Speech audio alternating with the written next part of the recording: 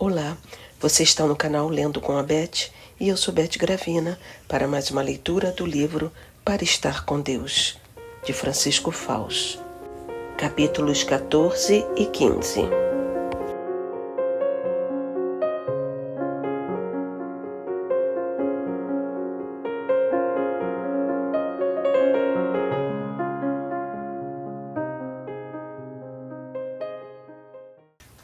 Como meditar o Evangelho? O terceiro passo. Quem já achou no Evangelho o espelho do exemplo de Jesus e achou também o farol que ilumina os caminhos da vida, não fica satisfeito com isso, tem fome de aprofundar cada vez mais no conhecimento e no amor de Jesus. E é aí que sente a necessidade de dar um terceiro passo. Em que consiste esse novo passo?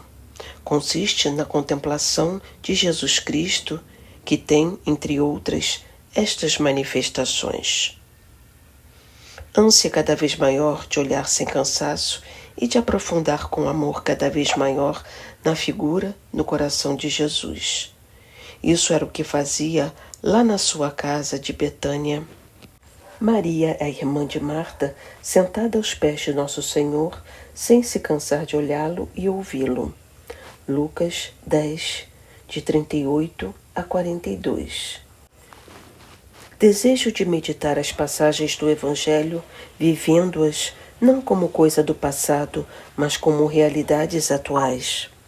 Viver, por exemplo, o nascimento de Cristo, a sua pregação e os seus milagres, o carinho de seus apóstolos e amigos, a paixão e a morte, a alegria da ressurreição. Veja o que diz a esse respeito o Catecismo da Igreja Católica. A contemplação é o olhar de fé fito em Jesus. Eu olho para ele e ele olha para mim, dizia o camponês de Ars em oração diante do sacrário. Número 2715. Tudo que Cristo é, tudo o que fez e sofreu por todos os homens, participa da eternidade divina e, por isso, abraça todos os tempos e em todos se torna presente. Número 1085. Quer dizer que, de uma maneira não visível, mas real, Jesus nasce agora, vive agora, dá a vida por mim agora, uma vez que todos os mistérios da sua vida estão ligados para sempre à sua presença real na Eucaristia, à Santa Missa de cada dia e ao Sacrário. Fome de falar com Jesus vivo, de lhe dizer que o amamos, de agradecer-lhe tudo, de desabafar e chorar reclinados no seu coração, de pedir-lhe coisas com confiança, de consolá-lo, de tê-lo como companheiro, tal como os discípulos de Emaús. Lucas 24, 13. Como mais um personagem. Todos os santos contemplaram assim o Evangelho. Nos nossos dias, um guia experiente para essa contemplação é São José Maria Escrivá. Veja como nos ensina a ser contemplativos. Falo apenas do que ele comenta sobre a leitura e meditação do Evangelho, pois também ensinava a ser contemplativos durante o dia inteiro. Misturai-vos com frequência, dizia, entre os personagens do Novo Testamento. Saboreai aquelas cenas comoventes em que o Mestre Jesus atua com gestos divinos e humanos ou relata, com modos de dizer humanos e divinos, a história sublime do perdão, do amor ininterrupto que tem pelos seus filhos. Amigos de Deus, número 216. O meu conselho, acrescentava, é que na oração cada um intervenha nas passagens do Evangelho como mais um personagem. Primeiro, imaginamos a cena ou mistério que servirá para nos recolhermos e meditar. Depois, empregamos o entendimento para considerar este ou aquele traço da vida do Mestre, seu coração enternecido, sua humildade, sua pureza, seu cumprimento da vontade do Pai. Depois contamos-lhe o que nos costuma acontecer nessas matérias, o que sentimos, o que nos está acontecendo. É preciso permanecermos atentos, porque talvez ele nos queira indicar alguma coisa, e surgirão essas moções interiores, o cair em si, essas reconvenções. Ibidem, número 253. Exemplos vivos. Quer ver alguns exemplos vivos da forma em que São José Maria praticava essa contemplação? Vou dar-lhe apenas 3. Meditação do Natal. Metia-se na gruta de Belém e contemplava pasmado Jesus recém-nascido com Maria e José. Então, fazia-se criança e introduzia-se dentro da cena. Aproximava-se de José, puxava-lhe a manga e lhe pedia que o deixasse pegar nos braços do menino Jesus. Que bom é José! Trata-me como um pai a seu filho. Até me perdoa se tomo o menino em meus braços e fico horas e horas dizendo-lhe coisas doces e ardentes. E beijo-o, e o embalo, e canto para ele, e lhe chamo o Rei. Amor, meu Deus, meu único, meu tudo. Santo Rosário, terceiro mistério de gozo. A paixão de Jesus. Acompanhava Jesus passo a passo pela via dolorosa bem pertinho de Maria e de João. E quando via, por exemplo, Jesus cair pela 3ª vez sob o peso da cruz, rasgava o coração. Meu Deus, que eu odeio o pecado e me una a Ti, abraçando minha Santa Cruz, para cumprir por minha vez a Tua vontade amabilíssima. Via Sacra, 9ª estação. A ressurreição. Imagina-se criança e unia-se à alegria de Nossa Senhora, dos apóstolos, das santas mulheres, quando Jesus lhes apareceu ressuscitado, e incentivava os que o ouviam ou liam seus escritos a participar da cena juntamente com ele, com palavras como estas: apareceu a sua Mãe Santíssima, apareceu a Maria de Magdala, que está louca de amor. E a Pedro e aos demais apóstolos, e a ti e a mim, que somos seus discípulos e mais loucos que Madalena. Que coisa lhes dissemos? Que nunca morramos pelo pecado, que seja eterna a nossa ressurreição espiritual. E antes de terminar, beijaste as chagas dos seus pés, e eu, mais atrevido, por ser mais criança, pus os meus lábios no seu lado aberto. Santo Rosário, primeiro mistério de glória. Umas palavras de Bento XVI. Esses conselhos e experiências de São José Maria estão em sintonia plena com a grande tradição da Igreja sobre a Lectio Divina, que vem dos primeiros séculos e chega ininterruptamente até hoje. Podemos verificá-lo lendo a exortação apostólica Verbum Domini, de 2010, onde o Papa Bento XVI faz um apelo aos fiéis católicos para que pratiquem hoje a Lectio Divina, ao mesmo tempo que a explica com estas palavras.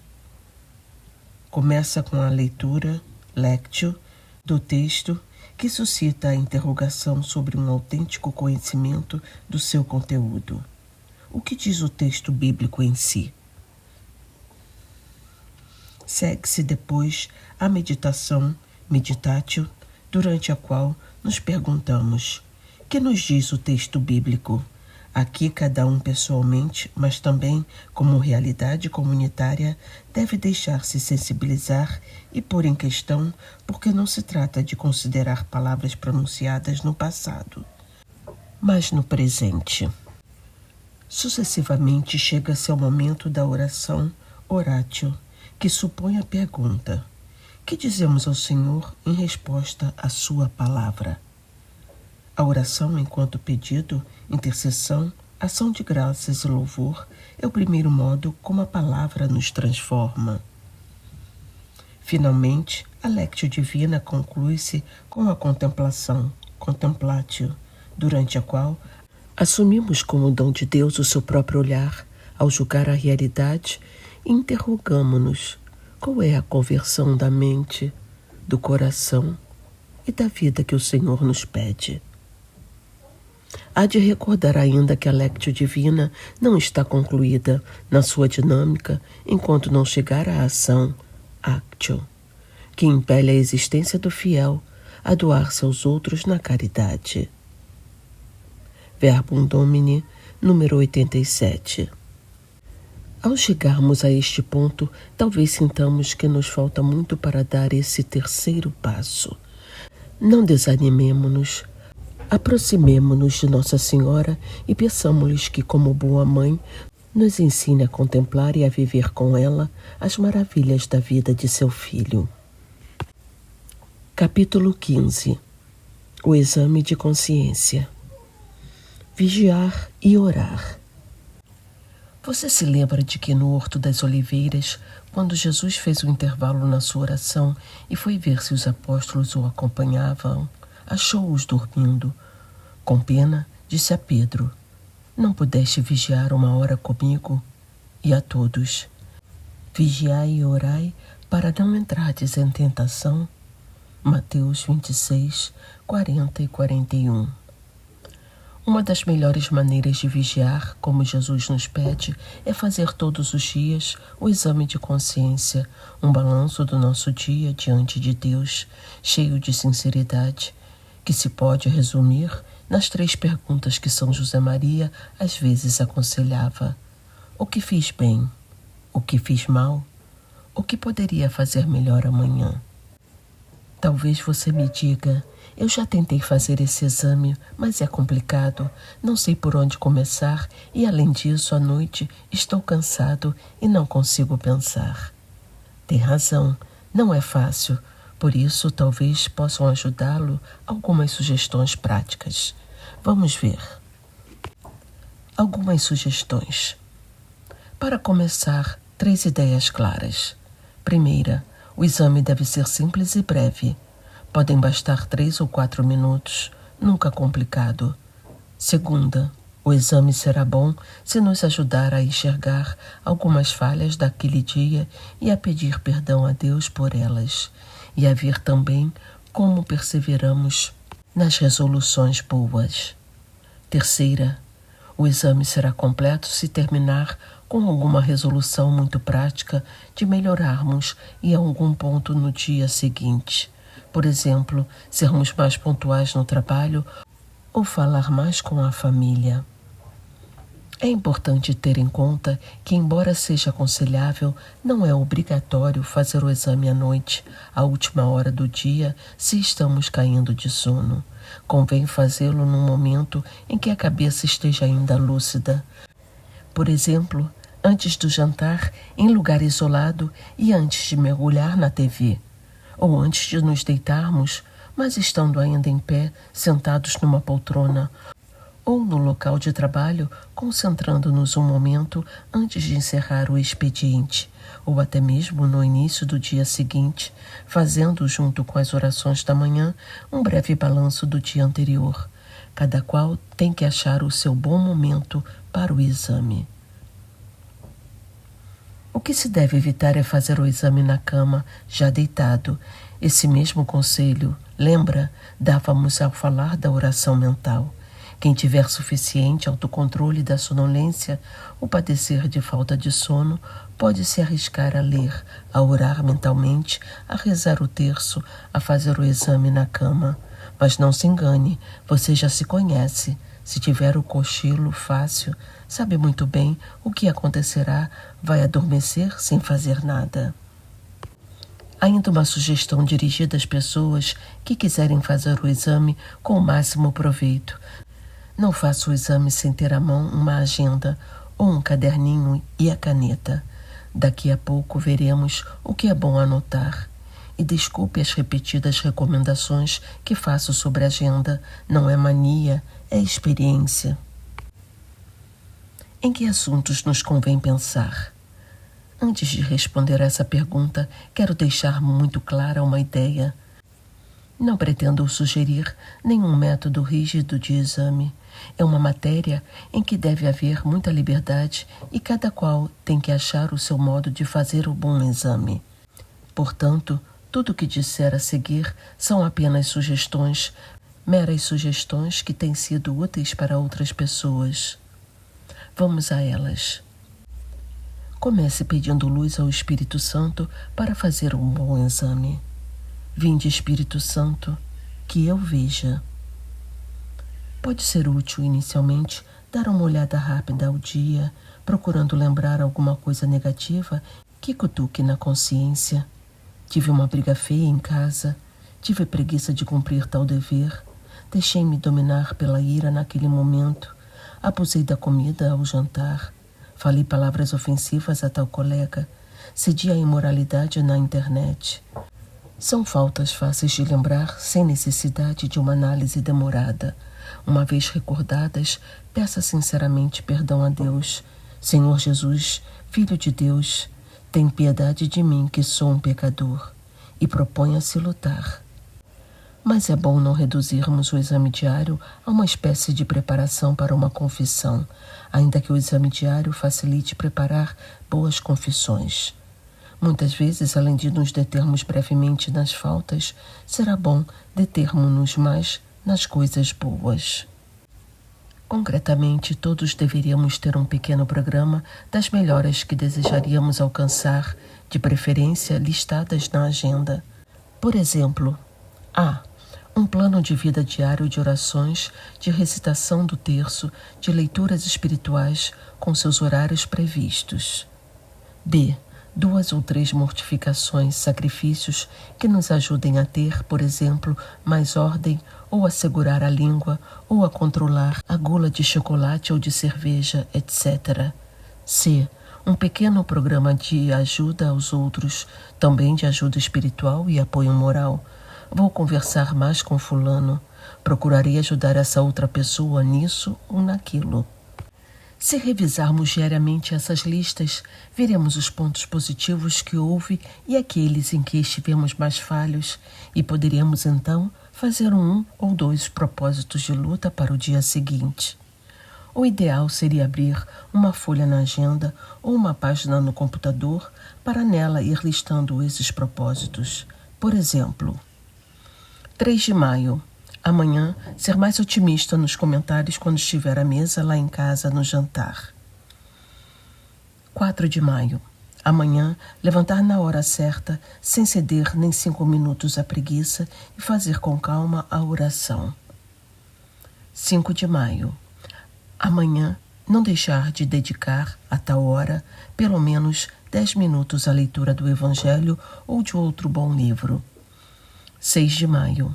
Amanhã, ligar para esse parente que tem a esposa doente e marcar uma visita ou pelo menos mostrar-lhe que estou interessado e rezando. Como dizia acima, são apenas algumas sugestões.